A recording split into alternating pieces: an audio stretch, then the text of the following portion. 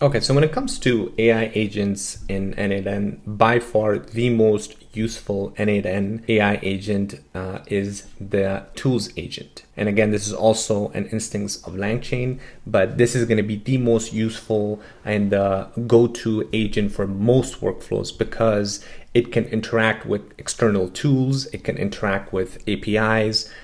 to perform different actions, retrieve different information, and really handle any task you throw at it. This agent is really useful for managing integration because it really understands, it has this unique ability to be able to call on the different tools that are attached to it based on the prompt that you've given it, and it can independently decide for this particular ask or for this particular query that I'm being asked which tool I need to access in order to provide the correct information. And that's what makes this agent the most useful and the most powerful AI agent when it comes to the different options that are available. I mean, a perfect example of the power of this AI agent or this tool agent is the personal assistant that I built, obviously, because all of these tools are attached to it. So based on the main prompt inside this tools agent, it can independently act and figure out which tool would be appropriate for the particular ask. And in this case, since this is a personal AI assistant,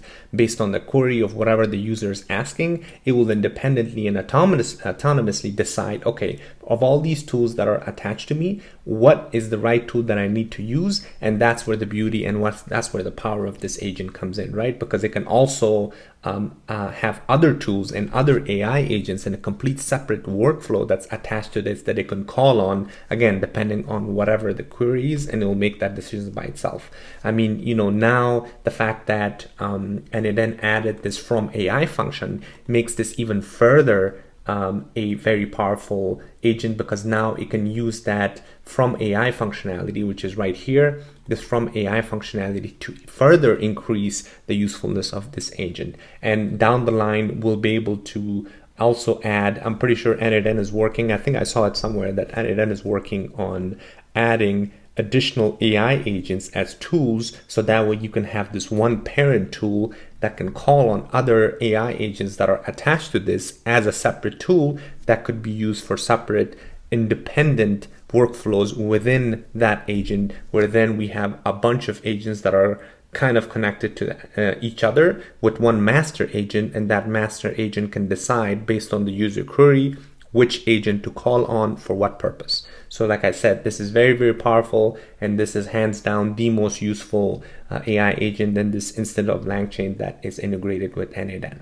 A lot of these demos, a lot of the tutorials that I have done, I've used a tools agent because, like I said, even for live clients that I work with, majority of the time that I'm using this AI agent is always the tools agent. So that's why you can see how robust and how useful this is. So I would imagine even for your use case, most of your workflows that require an AI agent, you will be using these tools agent, and then I'm pretty sure are going to further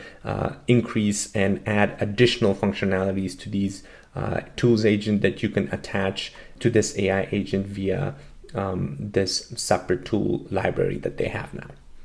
All right, well, hopefully that gave you a good overview of how all these agents work, which one to use for what purpose. And obviously, like I said, tools agents is going to be your go-to agent for most of your use case, but it's always good to know the other types of agents that are available, because there are some instances that you can use these other types of agents for those purposes that will do a better job compared to this tools agent. All right, so I'll keep updating this series, because obviously the more I learn and the more workflows I build whenever I'm working with clients, live clients, when I'm building real life projects for them. So the more I learn about that, the more I learn about these different AI agents that are specific to different use cases, I'll share that with you guys, and then I will update this deep dive series to make sure that I am passing my knowledge to you as well. So make sure you keep checking this section regularly, because there will be more updates coming in. All right, thanks for watching. I hope you enjoyed this deep dive, and as always, let me know if you have any questions.